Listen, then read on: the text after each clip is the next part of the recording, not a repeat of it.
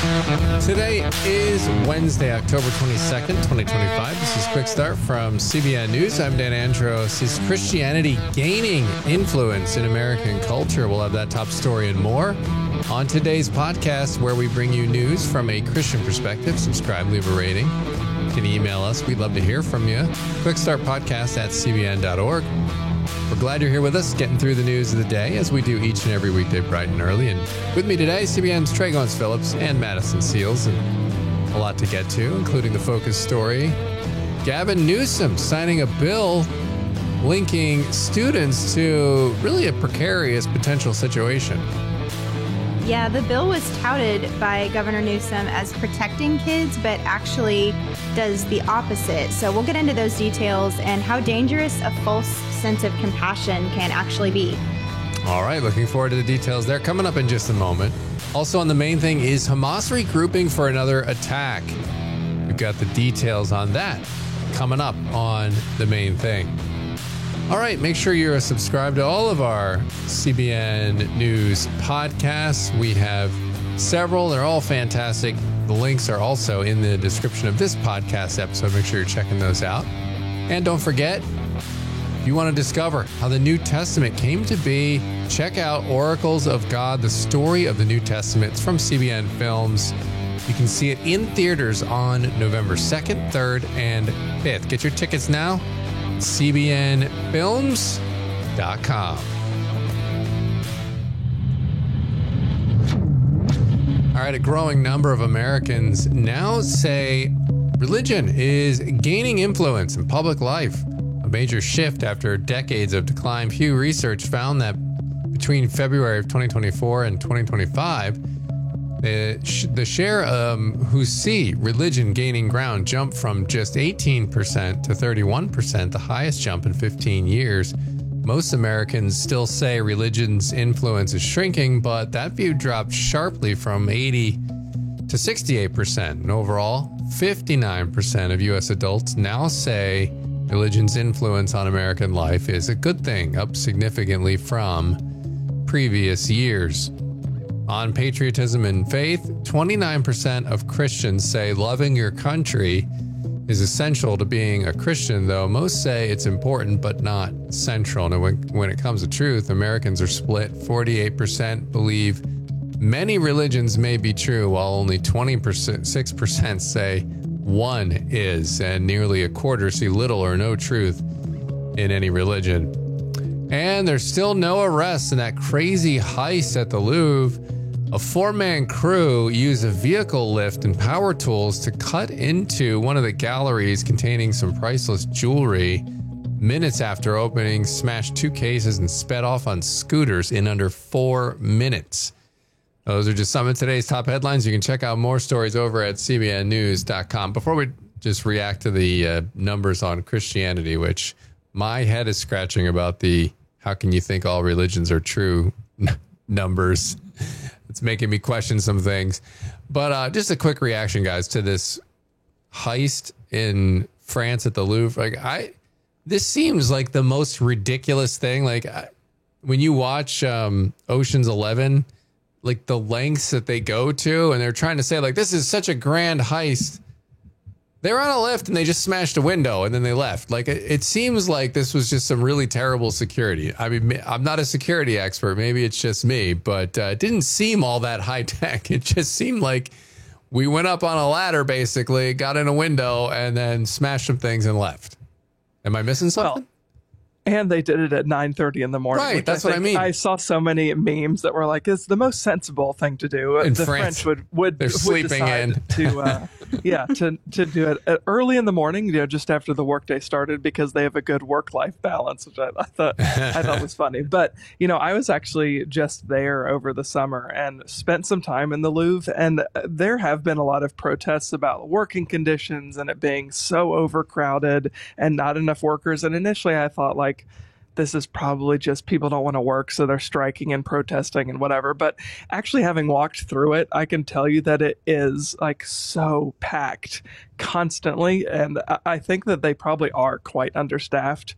And it's a pretty lax was pretty lax going in there and seeing, the security, and we didn't go through all of it, but anyway, it's so crowded and the security is fairly lax. So it's just a crazy story all around, especially knowing like, I looked at that window that y'all put a crane up to or put a ladder up to and broke into. So it just seems, it's like people all the time in these art museums, like they come in with cans of tomato paste and they're like chucking it on like priceless works of art. And you're like, how are people getting into these places with bags filled with cans of tomato paste? Like, what are you guys doing over there? None of it's as hard as George Clooney made us think that it was. I know. They came up with this whole movie and it could have saved George some time writing that script. Yeah, it's interesting to hear from someone who's been there, Trey, because I haven't. I think most of us who haven't would just assume that the security is similar to that of like going into the U.S. Capitol, or I don't know, any of the museums even in D.C. have like severely heightened security. And it seems like one of those moments from like a Tom Cruise Mission Impossible movie where everything goes so perfectly. It can only happen in the movies, but everything goes so perfectly to where he gets what he needs to get. It's hard to imagine that happening. Yeah, I mean, you'd think like security and lax would not be in the same sentence when there's a place like the Louvre that has such insane. I mean, I didn't know about all the jewelry that they have there. That, I mean, there were pieces of jewelry there that are obviously priceless just because of the historical nature of them. But then they're worth tens of millions of dollars just on their own. I mean, it's just wild that you wouldn't have massive amounts of security there.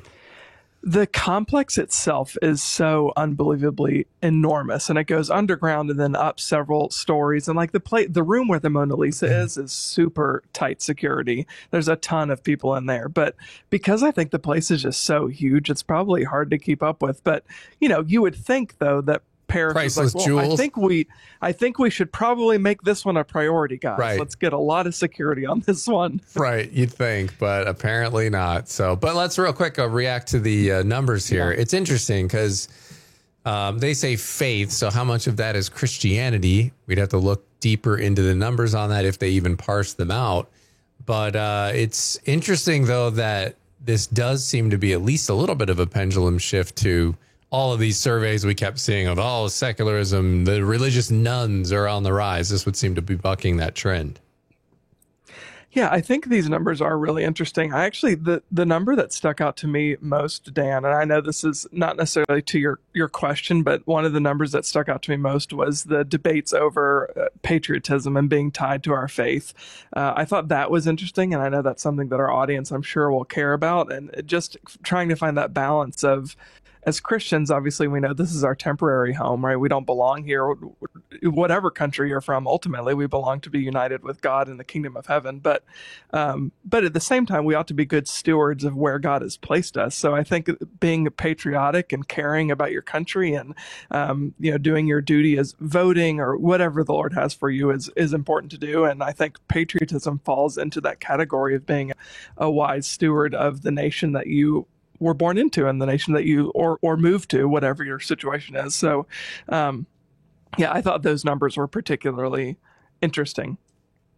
Yeah, and that was an important point to make too, Dan, about how this also includes people of different faiths. So we don't know everybody's background who is judging religion and talking about their experience with religion. Even among Christians, people can have been raised in very different households who talk about their faith differently and study scripture differently. And I'd just be curious to see what those who think religion is a negative thing think about the state of the world, because everybody has some sense of morality and has to have some perspective on that.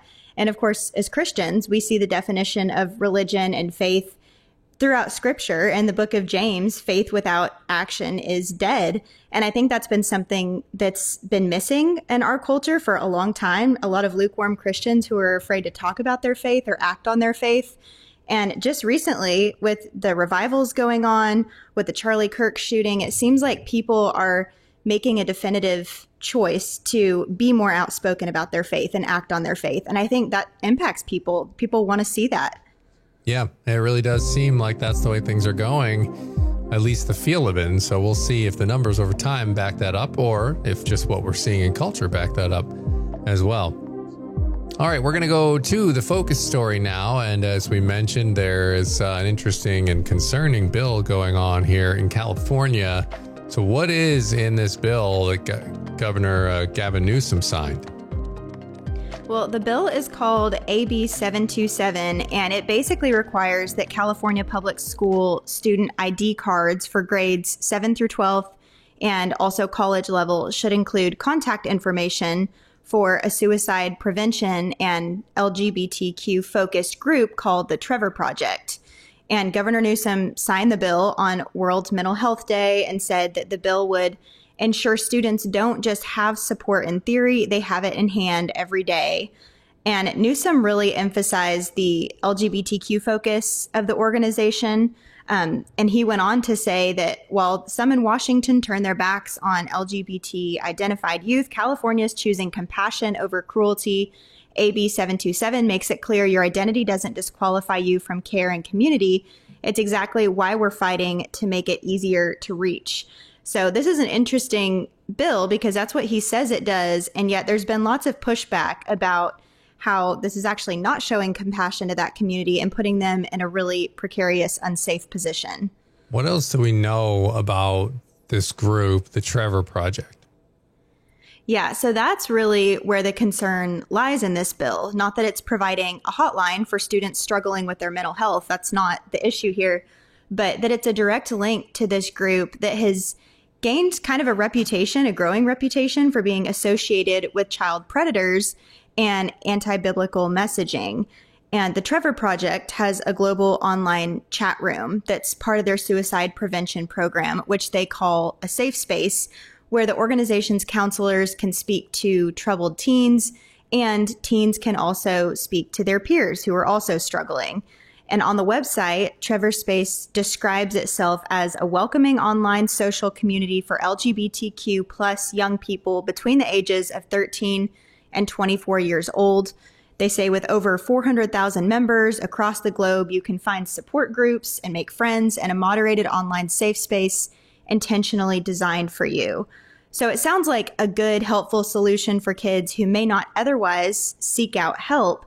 But the problem is there's not very many safeguards in place to ensure that the age and identity of the people communicating with each other is actually legit. And there are actually multiple investigations by law enforcement and school officials going on that shows that anyone can create an account, set up their age, and directly message minors. So there's no reliable age verification. And it's also been noted that the moderation is very limited too. So one legal expert even called it a groomer's paradise. And there are lots of others who would agree with that. Has there been any pushback at all on this bill? Yes, and most of that pushback is tied to concerns about Trevor Space.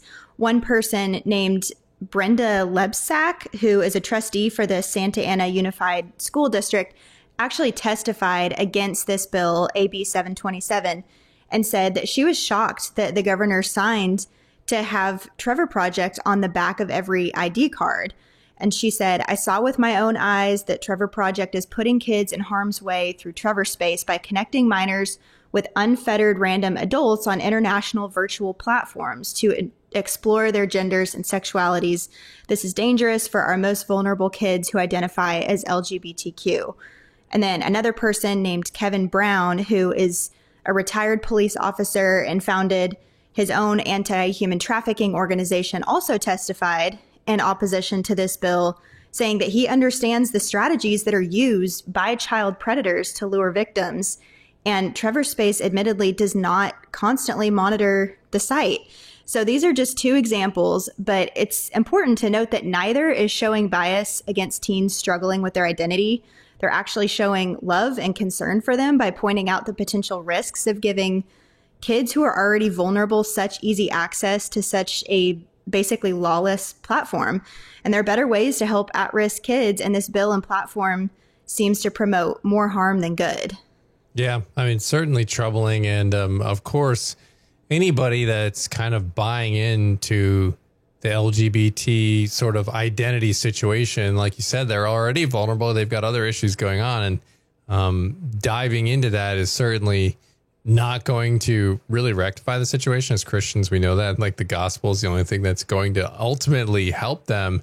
And then you have measures like this that people then try to create, and it ends up only making things worse. Yeah, I think stories like this just highlight where our priorities are. You know, by our, I mean collectively, not the three of us and the people listening, but it's indicative of what we care about as a country, right? We're not going to let a church or a ministry or any sort of organization with any ties to Christianity partner with people who need mental health assistance, because that would be a violation of separation of church and state, and that is just so terrible, and we would turn into a theocracy overnight, and blah blah blah blah blah. You hear that from the left, but sure, let's go ahead and do this. And if there are some predators, we'll deal with it. That's okay. You know, we know that they're there, but we're still going to do this because we think that it's in the best interest of our children. I think if you can't see through that to see what the priority is, then I don't know how to help you. Yeah. Madison, final thoughts? Yeah, that's a good point, Trey. And I love how the vice president at California Family Council, Greg Burt, said it. They've been one group that's pushed back against this bill. And he said it demonstrates how misguided compassion can put children in danger, and that true compassion never exposes children to harm. Real compassion aligns with the truth. That's important for people to remember. Yeah, absolutely. It sure is. And we'll keep an eye on what happens here in California, where that's not the only kind of questionable bill they have going on there in California. There's a lot of bills there that, raise eyebrows, but appreciate you putting that one on the radar today. Is Hamas regrouping? On today's main thing, CBN's Raj Nair is speaking with IDF Major Elliot Chodoff about what Hamas is doing. Are they sticking to the ceasefire? What can we expect to see going forward? That conversation is today's main thing. IDF Major Elliot Chodoff joins us now. So, Elliot, let's get right after it. Are they regrouping? Absolutely. They started regrouping the minute the ceasefire went into effect. Not surprising. It was predictable and predicted along the same lines that Hezbollah began its regrouping when that agreement went into effect. These organizations are not rolling over and playing dead. And by the way, we don't need to guess about it. Their leadership is saying it outright. The Qatar-based leadership made a number of statements over the last few days. No, we're not putting down our weapons. No, we're not relinquishing control of Gaza. And all we're really looking for is a 3 to 5 year ceasefire so we can rebuild everything and do it all over again. Well, that seems like a direct conflict with the ceasefire agreement. Obviously the hope would be that Hamas would lay down their offensive weapons, but that doesn't seem to be happening. So take us to the ground right now in Gaza. What's happening currently with IDF movements, but more specifically, what is Hamas trying to do right now? Okay, so first of all, let me start with the IDF because it's much simpler. We retaliated yesterday. As you mentioned, 2 soldiers were killed, a number were seriously injured. Others were attacked and fought off the attack. In other words, the number of casualties was relatively low. 2 killed is not a low, but compared to what could have been, because the Israeli troops fought off attacks in other places and they just didn't make it into the news. But all of that ended under direction of the U.S. government. So the Israeli retaliation is over for the moment. Hamas is doing a number of things. First of all, the first thing they did was get back on the ground. They appointed directors and governors in the areas under their control, which is about 50% of the Gaza Strip. They started rounding up and torturing and killing opponents, real and imagined. I saw somewhere, they held trials, 3-second long trials. Hi, you're guilty, bang. So most of what they're doing on that level is reestablishing themselves as the thugs that they are amongst the population. And I think that here it's important to interject something that I've said. I may have said it on your show as well. Hamas actually has 3 levels of power. The highest level was their organized military power, which was largely dismantled by the IDF in the 2 years since October 7th. There was a middle level of guerrilla warfare, which was reduced, but is still out there. In other words, their guerrilla capabilities. And that's what we saw yesterday in the attacks on IDF troops. And by the way, attacks are taking place every day. Yesterday, they managed to kill soldiers, but it's happening every day. It happened again today as well. The third level, what I would call the lowest level in terms of intensity, is their thug capability, which is how they impose themselves on the population in Gaza. And that's virtually impossible to dismantle from the outside. These are the gangs of guys going around with AK-47s who don't have heavy weapons. Mostly what they have is brutality, and we've seen the clips of it. So that was the first thing they did. The next thing that they're yes. No, go ahead if you have some more to say. No, the next thing they're doing is trying to rebuild their other capabilities. Not the military yet, but beef up their guerrilla capabilities. One of the things they're doing at the moment, for example, is combing Gaza for unexploded munitions so that they can harvest the explosives and turn them into IEDs and booby traps.